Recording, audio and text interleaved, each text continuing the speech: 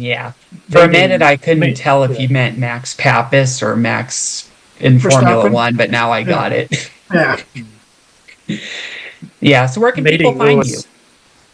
Where can they find me? Well, I mean, typically, I'm on Instagram. You can just look me up by name, and I'm not as active anymore in social media as I was, partially because I'm so busy with, looking after both of the race series. We have 17 race weekends that we attend, or that I attend, and then about 50 test days that we do, and then the go-karting in between that, and then the stuff with Maddie as well. So not as active as I used to be, but JMF Motorsports is a great place to follow what our teams are doing. So anyone that's looking, JMF Motorsports is probably the place to find out about what we're up to. Great to hear. So how can your journey impact millions of race fans? How can my journey impact millions of race fans? I think the thing that, and particularly for young drivers, is if you have a dream, follow it. I didn't have a plan B. For me, I was going to go racing, and when people say, "Well, what if it doesn't work out?" I went, "What? It couldn't work out?" It was like there was no plan B. Um, you know, Work hard at it.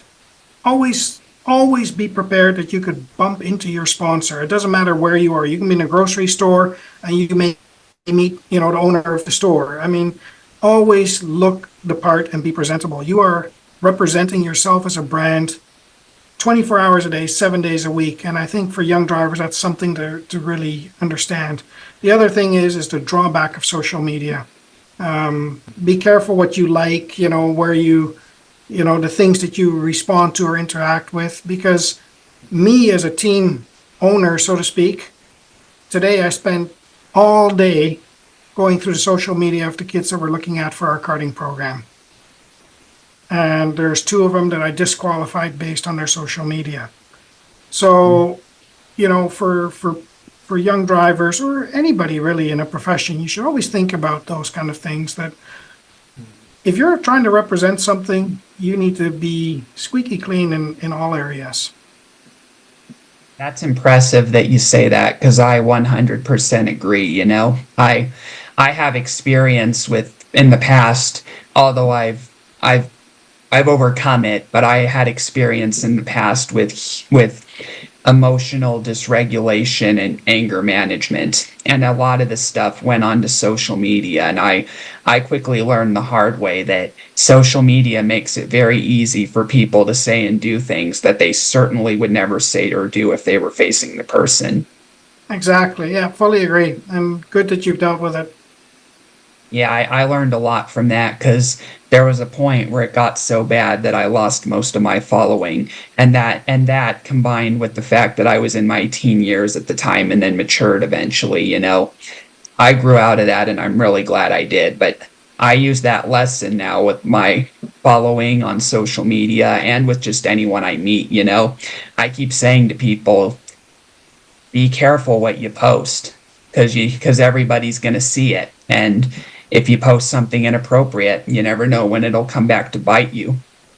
Yeah, absolutely, and it's so true, and and I know when, for example, we've talked about cars a little bit.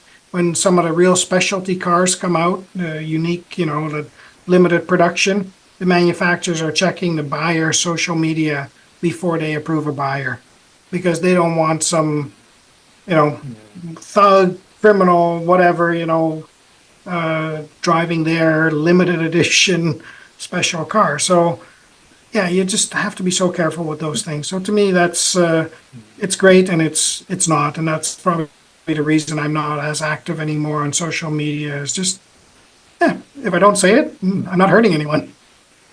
Yep. My Facebook and social media is all about positivity, though, you Good know? for you. Good for Yeah. you. So that's All all right. we have for now, but we thank you for coming on. I appreciate coming on the show. Hopefully, we'll see you at a track sometime. Let us know if you're going to make it out to an event, and we'll make sure we look after you. Well, thank you, man. I'll keep that in mind. I do have some goals ahead of me at the moment, travel wise, just a couple, but I'm hoping to get back into motorsports attendance when I get through my group home treatment in Scottsdale. I have like a few years of group home therapy and treatment, and then I'm gonna live independently, and that's kind of when I intend to get back into motorsports attendance. You know what I mean? Good for you.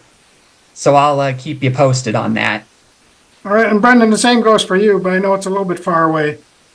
Oh, thank you. Yeah, I'd love to come over one day and yeah, meet you in person and all that. That'll be amazing. Yeah, Well, like Yeah. like be most awesome. Aussies, they come skiing at Whistler here, so Ah, I yes. I can't believe you haven't been here yet. Not yet, no. But looking to hopefully come over within next 2 years or 3 years. Yeah, Good for you. Yeah, you yeah. should, Brendan. It's a lot of fun in North America. And Brendan, let me know whenever you're in town Oh well, yes, definitely. or when you're in America anywhere. Yep. Oh well, yeah, for Yeah. sure. Alrighty. So everybody, let's thank Danny for appearing on SFM International. Please hit like and subscribe.